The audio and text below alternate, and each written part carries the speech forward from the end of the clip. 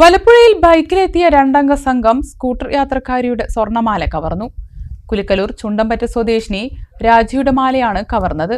കവർച്ചക്കാരെ ഏറെ നേരം പിന്തുടർന്നുവെങ്കിലും ബൈക്ക് ഉപേക്ഷിച്ച് സംഘം കടന്നുകളയുകയായിരുന്നു.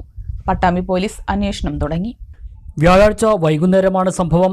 ഓങ്ങല്ലൂരിൽ നിന്നും ജോലി കഴിഞ്ഞ് വീട്ടിലേക്ക് പോകുകയായിരുന്ന ചുണ്ടപ്പറ്റ സ്വദേശിനി പാണാരത്ത് വീട്ടിൽ രാജിയുടെ കഴുത്തിലുണ്ടായിരുന്ന 2.5 പവനോളം വരുന്ന സ്വർണ്ണമാലയാണ് ബൈക്കിലെത്തിയ രണ്ടംഗ സംഘം കവർന്നത്. വാഹനത്തിലിരുന്നുള്ള പിടിവലിയിൽ മാലയുടെ ഒരു കഷ്ണം രാജിയുടെ കയ്യിൽ കിട്ടി. തുടർന്ന് ബൈക്ക് യാത്രക്കാരെ സ്കൂട്ടറിൽ പിന്തുടർന്നുവെങ്കിലും മോഷണ സംഘം വാഹനം ഉപേക്ഷിച്ച് കടന്നു കളഞ്ഞു. മോഷ്ടാക്കളെ പിന്തുടരുമ്പോഴും രാജി നാട്ടുകാരെ ഉച്ചത്തിൽ വിളിച്ച് മോഷണ വിവരം പറയുന്നുണ്ടായിരുന്നു. സംഭവവുമായി ബന്ധപ്പെട്ട് പട്ടാമ്പി പോലീസ് കേസെടുത്ത് അന്വേഷണം തുടങ്ങി. മോഷ്ടാക്കളുടേതെന്ന് കരുതുന്ന 2 പേരുടെ CCTV ദൃശ്യങ്ങളും പുറത്തുവന്നു.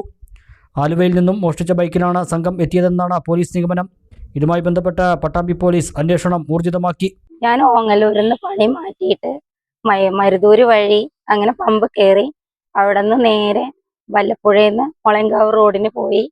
അവിടെ നിന്ന് പിന്നെ ചെറുകിട അമ്പലത്തിന്റെ അവിടെ എത്തിയിട്ട് കുറച്ച് കഴിഞ്ഞിട്ട് ബാക്കിൽ തിരിഞ്ഞു നോക്കുമ്പോൾ 2 ആളുണ്ട്. അവർ ഓവർടേക്ക് ചെയ്ത് പോവുകയാണെന്നാണ് ഞാൻ വിചാരിച്ചത്.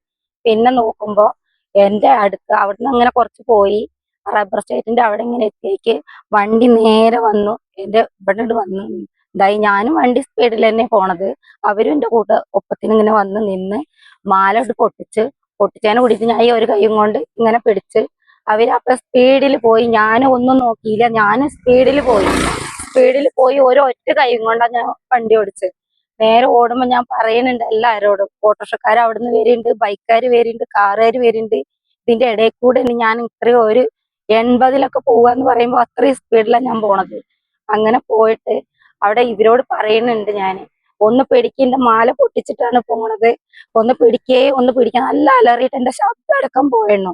അപ്പൊ ഇവര് തിരിഞ്ഞു നോക്കിയിട്ടാണ് അവര് പോണത്. ഞാൻ അവരുടെ പിന്നാലെ പോയി. അപ്പൊ അവര് ഈ ചെറിയ റോഡിന് കയറുന്നത് ഞാൻ കണ്ടു. അവരെ പിന്നാലെ ഞാൻ വിട്ടു.